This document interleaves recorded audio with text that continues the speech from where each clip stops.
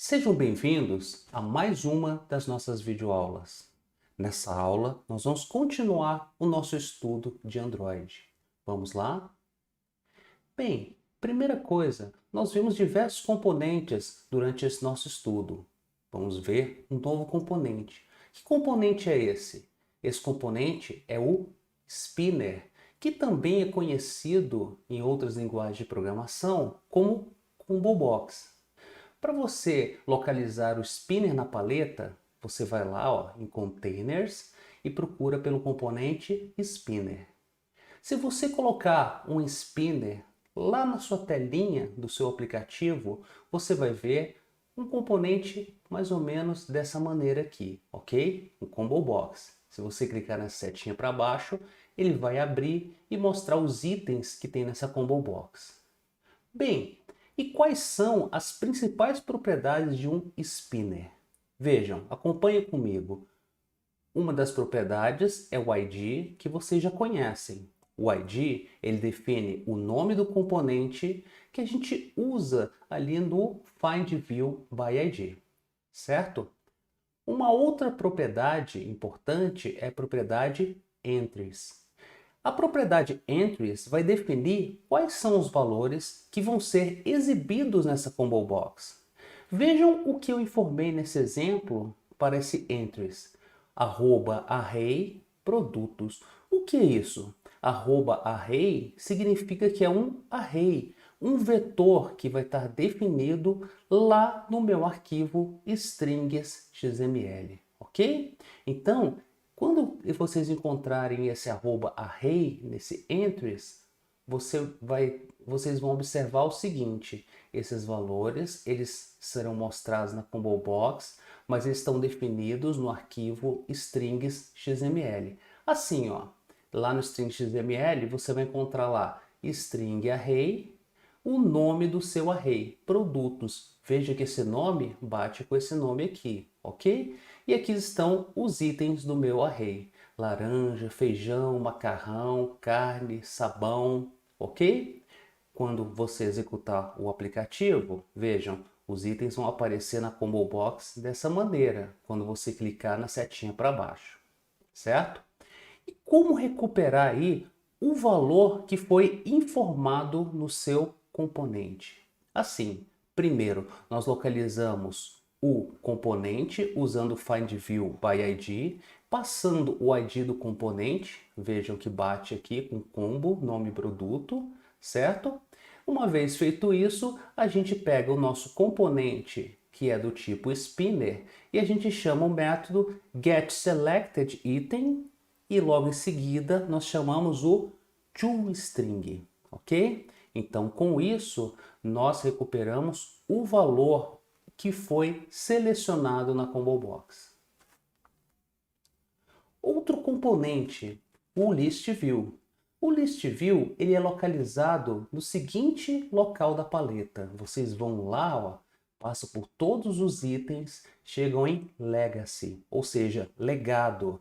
E aí vocês vão encontrar o ListView. Uma vez que você arrasta um ListView desse lá para a tela do seu aplicativo, vocês vão ver uma coisa mais ou menos parecida com isso aqui, ok? Uma lista com vários itens, tá? Bem, uma coisa importante é quando vocês arrastarem uma lista ali para o seu aplicativo, vocês vão observar as seguintes propriedades: a altura e o peso. Olha só, vocês vão colocar sempre a altura com esse valor 0dp, tá? E o peso com 1. Para o aplicativo que a gente vai desenvolver aqui nessa aula, nós vamos usar essas configurações, ok? Uma outra propriedade importante, lembrando mais uma vez, é o ID, que vai dizer o nome do componente, para a gente poder recuperar ele usando o Find View by ID. Muito bem. E como é que a gente preenche essa lista de itens? É um pouquinho complicado, mas vamos ver como é que a gente faz isso. A gente associa uma lista de objetos com essa lista. E para isso, a gente usa a classe ArrayAdapter.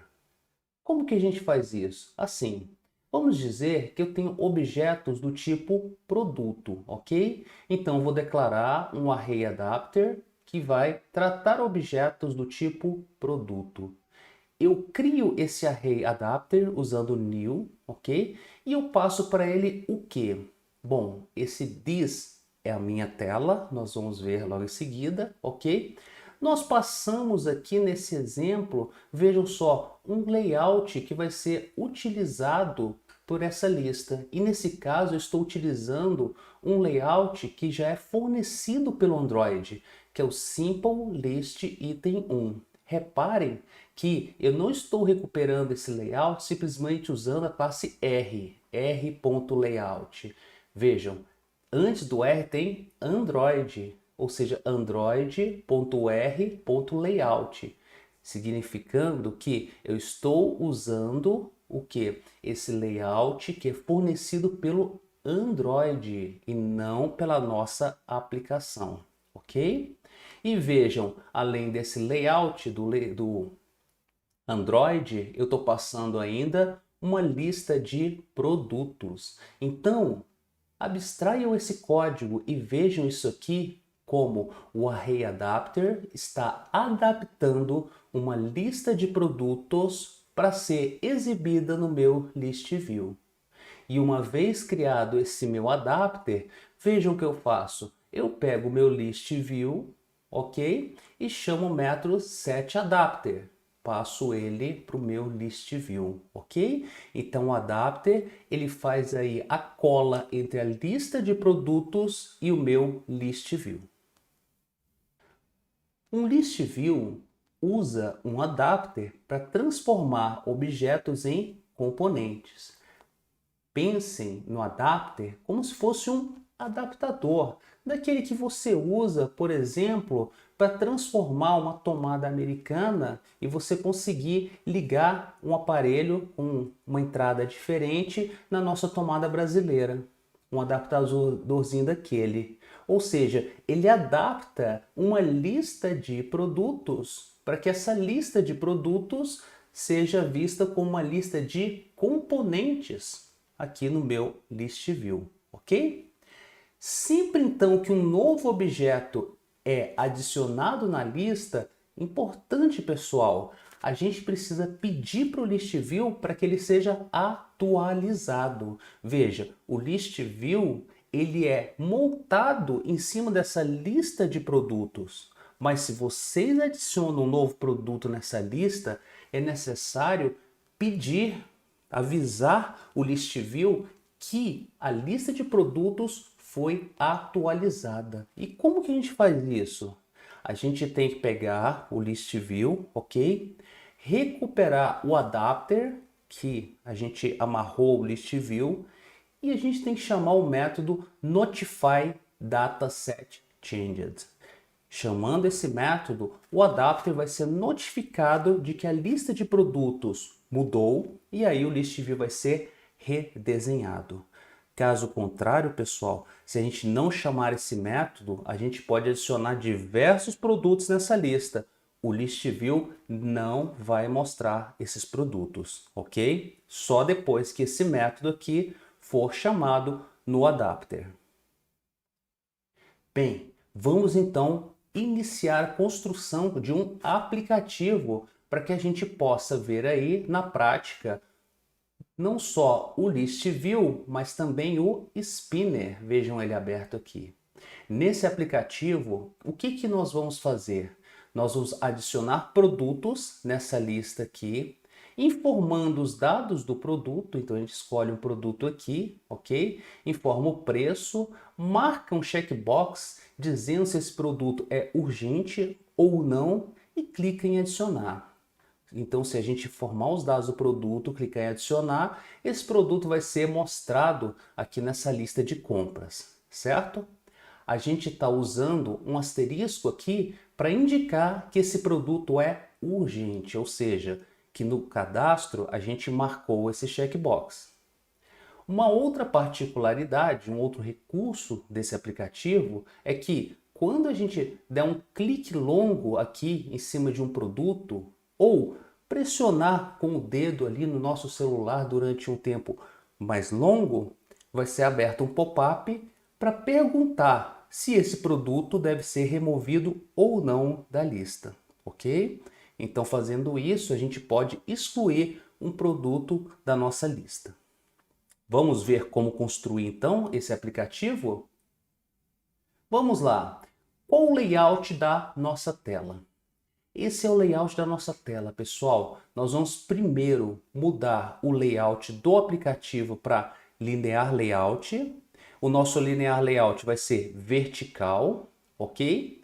E dentro desse layout nós vamos colocar alguns componentes. Primeiro, vamos colocar um list view. Vejam, ele está aqui o list view. Vamos colocar um text view, que a gente vai chamar de label sumário. Veja que o text view está bem aqui embaixo. Ele vai mostrar a soma dos preços dos produtos aqui dessa lista, ok? Embaixo desse text view, o que nós vamos colocar? Diversos outros componentes. E para colocar esses outros componentes, nós vamos colocar um novo layout. Nós vamos colocar um linear layout e dentro desse linear layout, outros componentes aqui. Vejam, esse linear layout, eu vou definir ele agora com alinhamento horizontal, ou seja, os componentes que estão aqui dentro dele vão ser alinhados um ao lado do outro. Vejam, aqui nós temos o nosso Combo Box, aqui nós temos um Edit Text e aqui nós temos o Checkbox e um botão. São exatamente esses 4 componentes que vocês estão vendo aqui. Então vamos lá. O nosso Combo Box, que a gente vai chamar de combo o nome do produto, é um spinner. Ele vai ser o primeiro componente a aparecer aqui, dentro do meu linear layout. Logo em seguida, vem o quê? Vem um Edit Text. Vejam, o Edit Text a gente vai chamar ele de Edit Preço. E depois um checkbox, que a gente vai chamar de cheque urgente, ok? E depois vem um botãozinho, tá?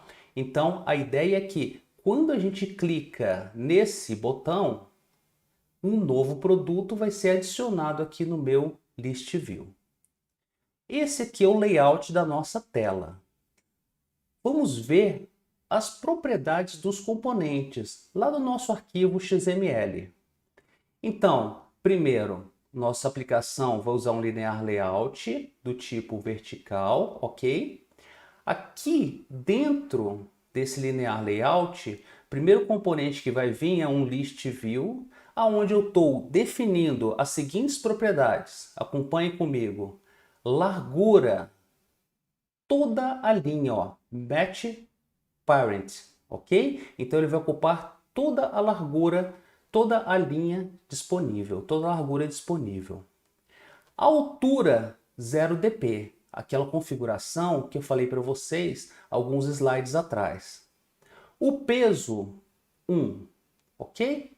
Próximo componente, o text view, que vai mostrar a soma dos preços, ok? Ele vai se chamar label sumário, estamos definindo essa propriedade no ID. Olha só, qual vai ser a largura e a altura?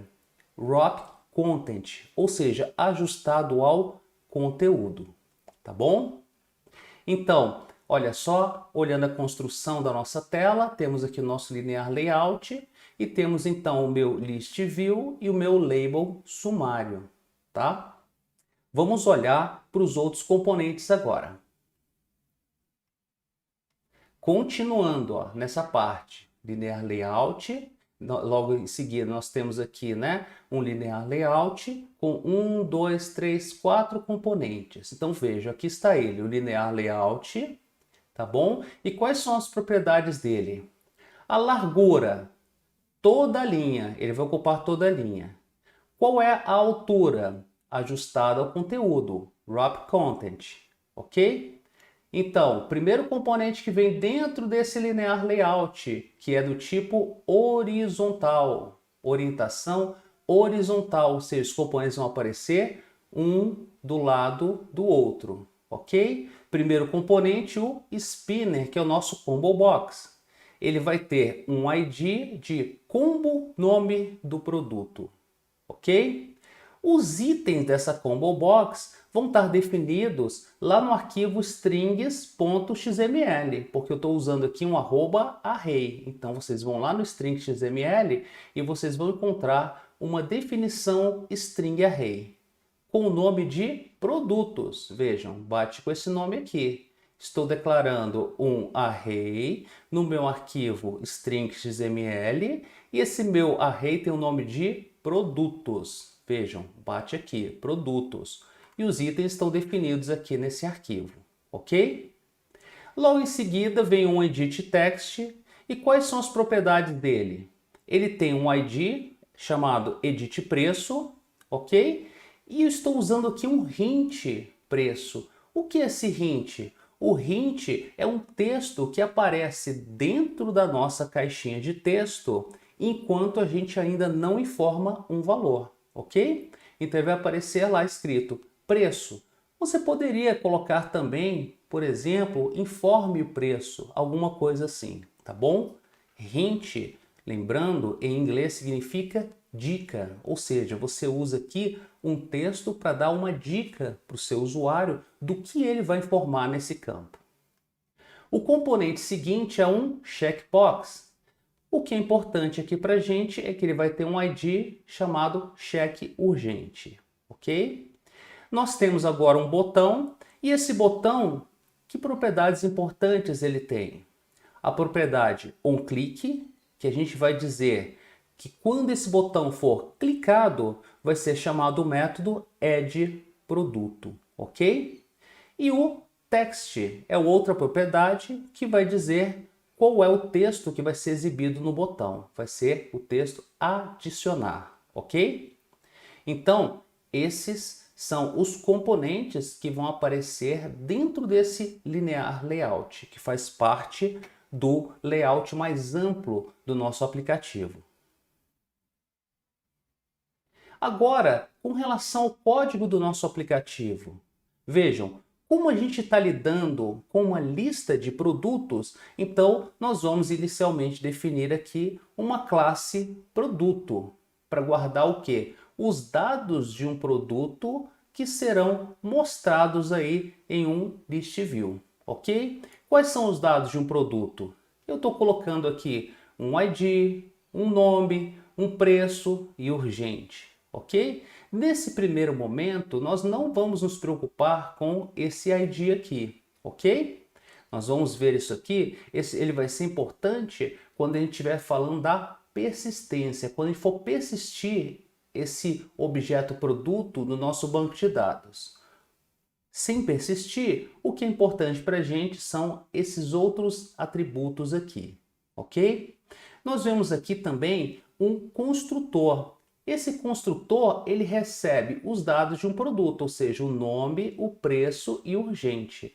Por que eu sei que é um construtor? Porque, vejam, é um método que tem o mesmo nome da classe, ou seja, produto, e ele não tem um tipo de retorno e nem um comando return aqui dentro. Vejam, eu declaro ele diretamente public e o nome do método que é produto. Mas lembrando que um construtor, pessoal, embora ele não retorne explicitamente alguma coisa, o construtor ele tem um retorno implícito, porque o construtor é aquele método que você vai chamar junto com new para criar um novo objeto. Então a gente pode abstrair um pouquinho essa ideia e dizer que um construtor, embora ele não defina um tipo de retorno, ele retorna implicitamente um objeto, porque ele serve para construir um objeto, ok? Mas aqui nós estamos voltando um pouquinho na teoria de orientação a objetos. O importante é que vocês se atentem que o construtor ele deve ter o mesmo nome da classe, ok? E não ter um tipo de retorno. Vejam que eu declarei também outro construtor, padrão. Então, se eu quiser criar um produto sem informar os dados do produto, eu posso chamar esse construtor. Agora, se eu estiver criando um produto informando os dados do produto, eu chamo esse outro construtor. E aqui eu coloquei o método também toString, lembrando que esse método toString ele é chamado quando, por exemplo, eu passo um objeto do tipo produto para um systemoutPrintln, por exemplo, ok? Então o método toString ele é sempre chamado quando eu peço para imprimir um objeto lá no systemoutPrintln, por exemplo, tá? E métodos get e set que eu não estou mostrando aqui na nossa classe. Feito isso, vamos olhar para a nossa activity. Vejam, a nossa activity ela vai conter como atributo uma lista de produtos, ok? Então é um list do tipo produto, é uma lista de produtos, ok? E aqui no método onCreate, vejam, eu estou fazendo o seguinte, eu estou inicializando essa lista, chamando new ArrayList de produto, ok? Então estou inicializando essa lista de produtos com uma lista vazia, porque caso contrário, lista de produtos está guardando null, ok? Então não quero uma lista null, eu quero uma lista que exista e que tenha 0 objetos, 0 produtos nela, uma lista não inicializada, certo? E aí eu chamo o método associa lista de produtos com o listview. Eu criei um método para fazer a associação da lista de produtos com o listview para que o nosso método onCreate não ficasse tão extenso assim. E como a gente vai ver logo em seguida, eu posso também chamar essa associação, esses comandos que estão aqui dentro, de outros lugares do meu código. Vamos ver isso logo em seguida. O que faz esse método? Vejam, nesse método eu estou criando o meu adapter a partir da lista de produtos, como nós vimos anteriormente, ok? E nós associamos esse adapter com o listview. Então nós obtemos o listview com findView by ID e nós chamamos aqui o setAdapter para associar o adapter com o listview. O nosso botão, nós vimos que quando ele for clicado, vai ser chamado um método addProduto. Vejam a especificação desse método addProduto. Ele tem que ser um método público, ele tem que retornar void e precisa receber um objeto do tipo view. E o que nós fazemos nesse método? Vejam, acompanhe comigo. Quando eu clicar no botão, vai ser chamado o método addProduto da nossa activity, esse método aqui, ok? Nesse método, eu vou fazer o seguinte, vejam, eu vou criar um produto carregando esse produto com os dados dos componentes. Então, criei um método para fazer isso. Eu vou recuperar os valores que foram formados lá nos componentes e vou retornar um produto, ok? Feito isso, eu pego esse produto e adiciono ele na lista de produtos. Mas olha só, depois que eu fizer isso, eu vou ter que chamar um método atualiza componentes. Esse atualiza componentes vai fazer o quê? Vai fazer aquilo que eu mostrei anteriormente, notificar o nosso adapter de que a gente adicionou um novo produto na nossa lista, ok? Vamos ver como é que seria esse carregar produtos com dados dos componentes? Vejam, é um método que vai retornar um objeto do tipo produto. Então veja, lá no final ele retorna um objeto do tipo produto, onde eu estou informando o nome do produto, o preço e se é urgente ou não. De onde vêm esses dados? Vamos lá. Primeiro, nós recuperamos os componentes. Então, usando findView by ID, eu recupero a combo com o nome do produto, o edit preço, o checkbox que diz se o produto é urgente ou não, ok? E aí eu recupero os valores dos componentes. Então, para recuperar o nome do produto, eu chamo o método getSelectedItem toString lá no combo box. Para recuperar o preço, eu chamo o método getText do meu edit preço, ok? Uso float, PSFloat, para converter esse preço que está vindo como string para float, ok? E para recuperar o valor, se o checkbox foi selecionado ou não, eu chamo o método isChecked, ok? Então eu tenho os dados do produto, agora eu crio o produto passando esses dados, ok? Veja então esse método retorna um produto. Esse produto que é retornado pelo método vem para essa variável, que estou chamando de produto, e estou adicionando ela na lista de produtos. E o atualiza componentes, o que ele faz? Vejam só, a ideia desse método é que nós definimos ele para atualizar os componentes com os dados da lista de produtos. Então vejam só, eu vou lá e aviso o meu list view de que eu adicionei um novo produto na lista. Então eu recupero o meu list view usando find view by ID, recupero o adapter que está amarrado a ele usando o getAdapter, ok? E aí eu chamo notify dataset changed nesse adapter para dizer para o list view que a lista de produtos mudou, ok? Então com isso o list view vai ser redesenhado com a lista de produtos. Agora eu faço a soma do preço dos produtos, tanto de todos os produtos quanto dos produtos urgentes. Então, eu percorro a lista de produtos e vejam o que eu faço. Eu digo que a soma dos produtos é o que está na soma mais o preço do produto. Então, eu estou somando o preço de cada um dos produtos da minha lista. Agora, eu olho, se o produto é urgente, então eu adiciono o preço do produto também na soma de urgentes.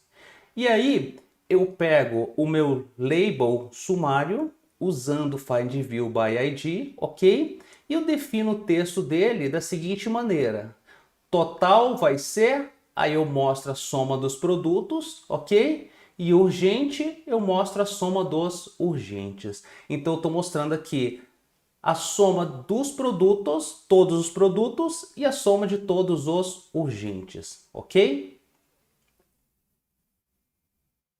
E, finalmente, para a gente finalizar o nosso aplicativo, nós temos daí o código que a gente usa para excluir um item da lista. Como é que a gente faz isso? Vejam só, pessoal. Eu adiciono aqui um evento de toque longo lá no meu list view. Assim, ó, pego o meu list view e dou ali um set on item long click listener, ok? Ou seja, estou definindo aqui, ó, quando eu der um clique longo no meu list view, eu vou fazer o quê? Quem vai responder esse clique longo? Aí aqui eu passo um objeto, estou criando um objeto que implementa a interface onItemLongClickListener, ok? Essa interface, ela define um método onItemLongClick que eu preciso sobrescrever então para tratar o clique longo no item da lista. Aí, dentro desse meu método, o que eu faço? Eu vou usar uma classe, essa classe AlertDialogBuilder, para criar um pop-up que vai mostrar ali na tela, olha, você quer remover o produto da lista? Na verdade, ó, esse pop-up ele vai ter um título remover produto da lista, vai mostrar uma mensagem, confirma a exclusão do produto, certo?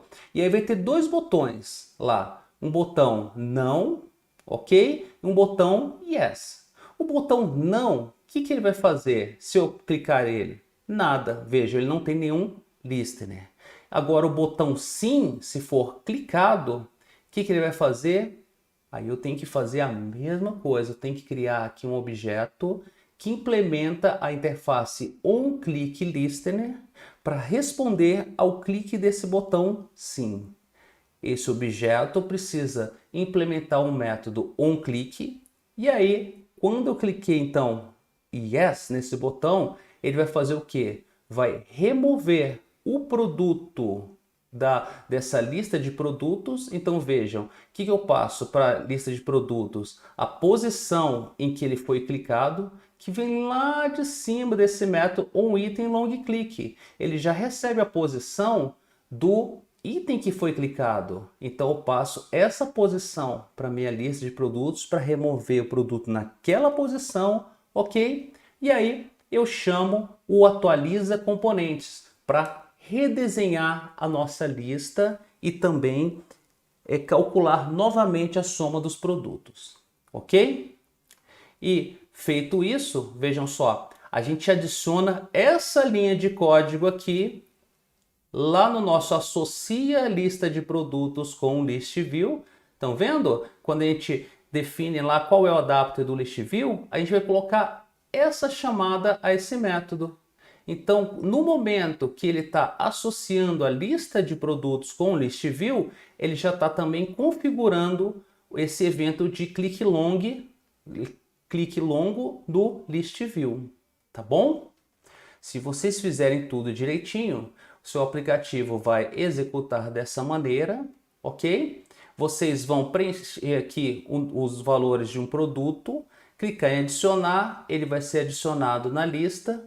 Quando vocês deixarem pressionado o mouse aqui, ó, em cima de um produto, ou usando o celular a pressionar durante um tempo um produto desse aqui, ele vai mostrar essa caixinha de diálogo com o botão Cancel e o botão OK.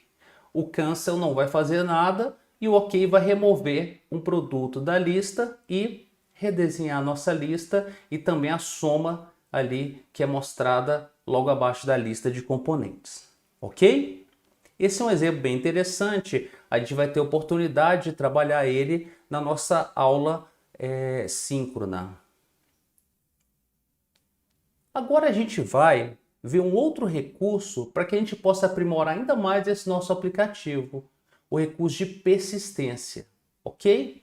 Nós vimos numa outra disciplina que a gente pode criar uma classe DAO, Data Access Object, para deixar nela toda a lógica para armazenar e consultar dados de um banco de dados. E como é que a gente faz isso aqui no nosso aplicativo?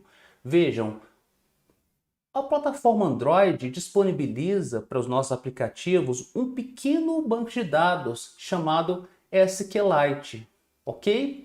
Para a gente criar um DAO usando o SQLite, você escreve assim, uma classe que estende SQLite Open Helper, ok? Bom, feito isso, pessoal, vejam só, a gente precisa, nessa nossa classe DAO, a gente precisa implementar aqui um construtor que vai chamar o construtor dessa classe Py, ou seja, o construtor de SQLite Open Helper, onde a gente tem que passar um objeto do tipo context, que a gente vai estar recebendo aqui.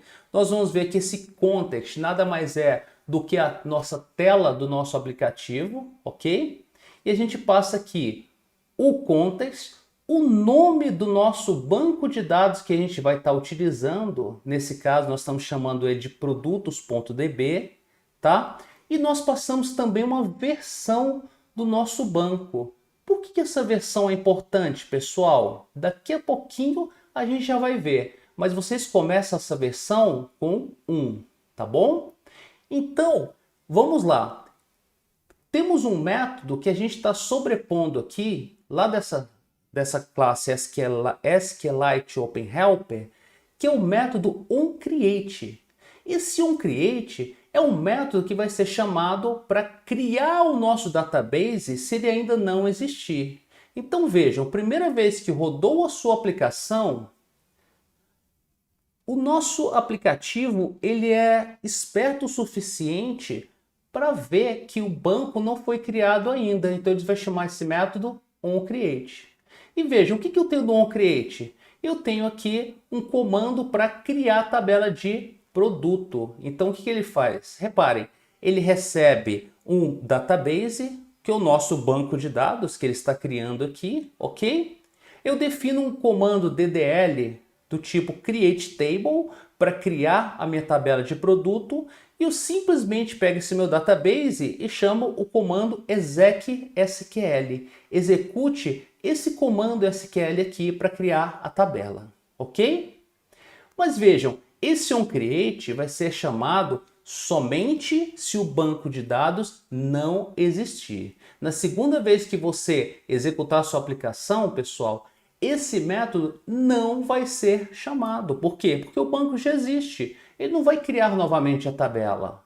Por quê? Porque se ele criar novamente a tabela, ele vai apagar tudo que você já tinha armazenado ali, certo? Então, esse comando aqui, ele é executado só uma vez para criar o seu banco de dados, ok?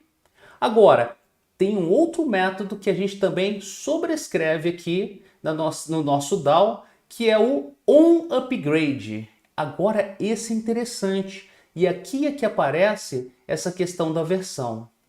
Quando você inicializa o banco com a versão 1, ele chama o onCreate, ok? O onUpgrade, ele não é chamado de jeito nenhum.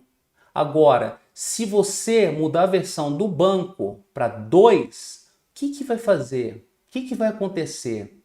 Ora, o aplicativo vai entender que você mudou alguma coisa no banco de dados e aí ele vai chamar o onUpgrade. Perceberam? Então, o onUpgrade ele vai ser chamado quando a gente mudar a versão do nosso database. E olha só, quando a gente mudar a versão do nosso database, a gente está indicando que mudou alguma coisa, o que a gente precisa fazer? A gente precisa dar um drop em todas as tabelas, ou seja, vamos apagar as tabelas e vamos criar novamente. Então a gente executa um comando SQL de drop table na tabela de produto, estamos apagando a tabela de produto e aí a gente chama o onCreate, esse aqui, ó, para criar novamente o nosso database, ok? Perceberam então? Só para fazer uma rápida revisão, onCreate é chamado quando o banco não existe, então ele é chamado para criar o banco de dados. OnUpgrade é chamado quando nós mudamos a versão do banco, ou seja, estamos indicando que houve uma mudança no nosso database e esse database precisa ser criado novamente, tá bom? E além de ser criado, nós precisamos excluir o que está lá, não é? Então primeiro a gente precisa tirar o que está lá para criar novamente. Bem, estamos trabalhando com DAO. Então, nós também estamos trabalhando com operações de inclusão, alteração e exclusão de dados. Se vocês estiverem usando SQL, vocês vão ver que o código para incluir, alterar e excluir dados é muito parecido. Vejam, eu defini aqui um método inserir que recebe um produto. Eu defino um comando SQL de insert com os dados do meu produto e simplesmente eu pego uma referência ao meu database de escrita, tá? Reparem aqui, getWritable_database e chamo o método exec_sql para executar o comando SQL. Se vocês olharem para o atualizar, vocês vão ver que é muito parecido, ó. Ele recebe um produto, eu defino um comando SQL de update e da mesma forma eu chamo getWritable_database exec_sql para executar o meu update. E o delete também a mesma coisa, tá bom? O que muda de um para o outro é o comando SQL que a gente está executando. E para pesquisar dados? Vejam, se eu quiser pesquisar todos os produtos, eu faço assim. Primeiro, eu defino a minha consulta SQL, select ID, nome, preço urgente from produto, ou seja, estou trazendo esses dados da tabela de produto. E aí, o que eu faço? Eu executo a minha consulta usando um database para leitura. Então veja que eu estou usando getReadable_database. Só voltando, vamos comparar. Para operação de inserção, alteração e exclusão, eu uso getWritable_database, um database para escrita. Para leitura, getReadable_database, um database para leitura, ok? Aí eu executo o método rowQuery, onde eu passo a minha consulta SQL, o meu select, ok? Essa minha consulta, ela vai me retornar um objeto do tipo cursor. O cursor, ele parece um iterador, tá, pessoal? A gente tem que ir navegando registro a registro. O cursor é como se fosse um ponteiro que aponta para os registros da nossa consulta. Então, eu chamo Move to Next para mover para o próximo registro que foi retornado pela minha consulta. No caso, depois que eu executo a minha consulta, eu chamo Move to Next para mover o meu cursor para o primeiro registro que foi retornado pela minha consulta, ok? E olha só, o que eu faço com isso aqui? Primeiro, eu defino uma lista vazia, ok? E eu coloco esse Move to Next dentro de um loop. Então, ele vai mover para o próximo registro, por exemplo, primeiro registro, e vai construir um produto, setar os dados desse produto, adicionar na lista. Chamo Move to Next para mover para o segundo registro. Para esse segundo registro eu crio um produto, seto os dados do produto, adiciono na lista. Volta para cá, movo para o terceiro registro. Para esse terceiro registro, crio um produto, seto os dados do produto, adiciono na lista, até percorrer todos os registros, tá bom? Feito isso, vou ter a minha lista com os objetos do tipo produto que eu estou retornando nesse meu método pesquisar, ok? E como que eu seto os dados de um produto? Assim, pessoal, eu uso dois métodos do cursor. Primeiro, eu chamo o método getColumnIndex para recuperar qual é o índice da coluna ID, por exemplo. Ora, esse método getColumnIndex vai retornar um valor numérico, no caso vai retornar 0, que é a posição, o índice da minha coluna ID, ok? E aí eu chamo cursor getInt passando esse valor, 0. Olha, me retorna um valor inteiro que está aí na posição 0 do meu registro, tá? 0 que retorna isso aqui. Para o nome eu chamo getString, me dê aqui a string correspondente ao valor que está lá na posição do campo nome. Campo nome está na posição 1. Então esse getColumnIndex vai retornar 1. Então ele chama getString de 1. Então me dê a string que está na posição 1, que é o valor correspondente à posição do campo nome. Me dê um valor do tipo float que está na posição aonde está o campo preço. E aí ele vai seguindo e com isso ele constrói o produto, ok?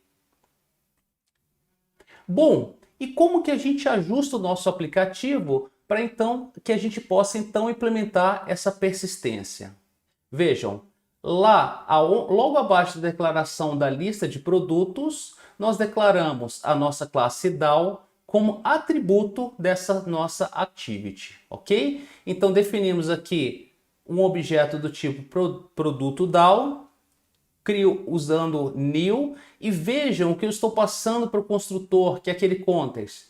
This é uma referência à nossa activity, à nossa tela do aplicativo. Aí, lá no método addProduto, né, que é chamado quando a gente clica o botão, ao invés da gente pegar e adicionar o produto na lista, vejam, a gente fazia isso antes. Eu comentei aqui, não faça mais isso, não adicione o produto na lista. Ao invés disso, passe esse produto para o método inserir do nosso DAO. Então, ao invés de adicionar o produto na lista, nós vamos chamar o DAO para inserir esse produto lá no nosso banco de dados, ok? E quando a gente for confirmar a exclusão de um produto, ao invés de remover esse produto da lista, lembram disso aqui? A gente estava chamando remove, a gente não vai mais fazer isso. A gente vai chamar o método excluir lá no DAO, ok?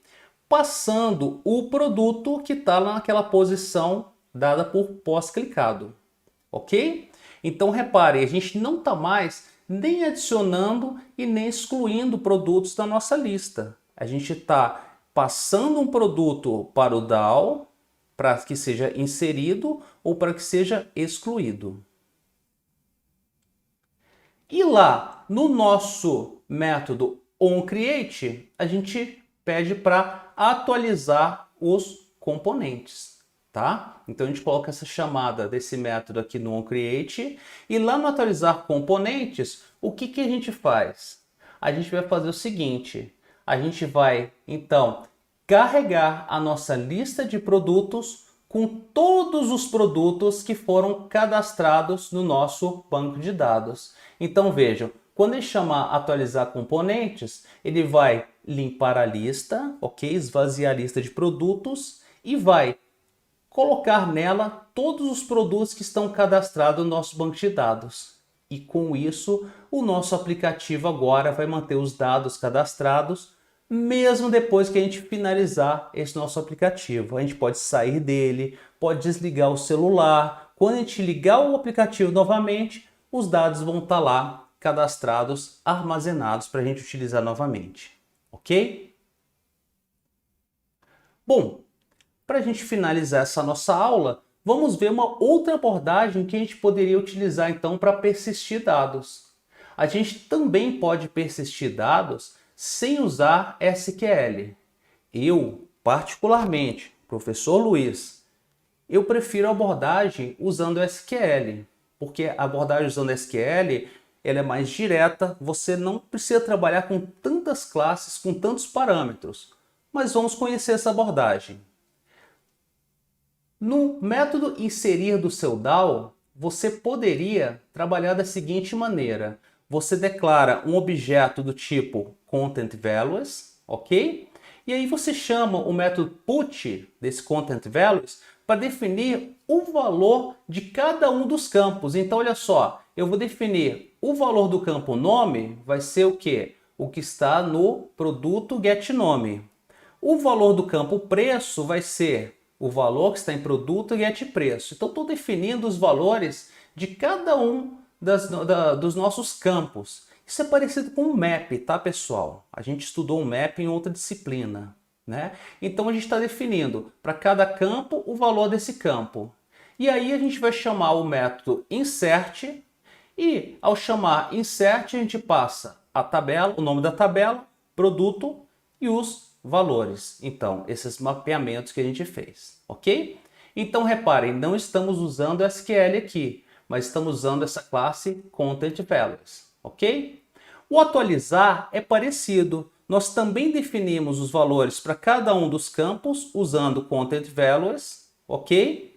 Mas nós precisamos também definir a restrição do nosso comando update, ou seja, uma cláusula where. Então, nós vamos setar os valores do produto, isso aqui, mas com a restrição de que eu vou atualizar o produto cujo ID seja igual a uma interrogação. E o que entra no valor dessa interrogação? Argumentos do where. Eu tenho que definir aqui um array com valores correspondentes a interrogações que estão aqui na minha cláusula where. Como eu só tenho uma interrogação, então vou ter um valorzinho só aqui entre chaves, ok? Então eu chamo o método update informando o nome da tabela que vai ser atualizada, produto, o mapeamento de valores para os campos, ok? A cláusula where que vai especificar qual é o produto que vai ser atualizado, ou seja, é aquele cujo ID seja igual a essa interrogação. E aí eu passo os argumentos do where, que são o quê? Os valores correspondentes a cada uma dessas interrogações. Então, o valor correspondente a essa interrogação vai ser o quê? O produto getID, o ID do produto. Tá bom? Um pouco mais complicado que a abordagem usando o SQL. E vejam, o método excluir, o que a gente faz? É parecido também. A gente chama delete, a gente passa o nome da tabela, estamos fazendo um delete na tabela de produto. Aí nós temos que passar aqui a cláusula where e os argumentos do where. A cláusula where é o ID do produto é igual a essa interrogação. E o que vai no lugar da interrogação? Produto getID. Parecido com atualizar, ok? Então reparem, nessa abordagem, ó, inserir, atualizar e excluir, não estamos usando SQL diretamente. Estamos usando objetos para fazer esses métodos de persistência. E para pesquisar dados, aí nós podemos também usar uma abordagem sem SQL. A gente faz assim, ó. A gente define primeiro um array dizendo quais colunas vão ser retornadas, ID, nome, preço, urgente, ok? E aí a gente executa essa consulta informando a tabela, produto e as colunas dessa consulta. Igual a outra abordagem, aqui a gente obtém um cursor, ok?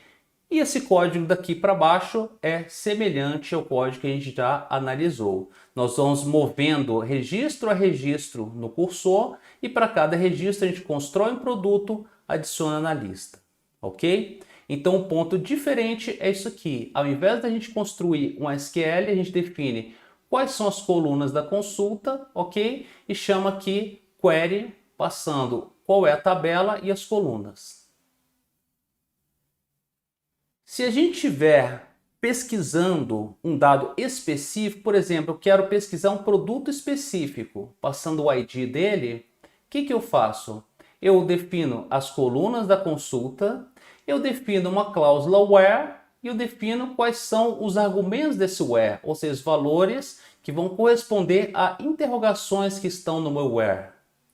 E aí, na hora de executar a consulta, olha só, eu chamo query, eu passo o nome da tabela, ok? As colunas e a restrição where, os argumentos where, e tem outros argumentos aqui que eu não estou usando, poderia estar usando aqui nessa consulta, tá bom? Nesse caso, como a minha consulta vai retornar um único registro, eu não estou mais usando o move to next dentro de um loop. Eu só chamo uma vez move to next para que o cursor aponte para o registro retornado pela minha consulta, que é o produto que tem o ID informado. Ora, chamei move to next, eu já uso o cursor para recuperar os dados do produto. Então, estou criando o produto, setando os dados desse produto a partir do cursor. Aí eu fecho o cursor, retorno o produto, ok? Então, esse é o código para a gente consultar um único produto.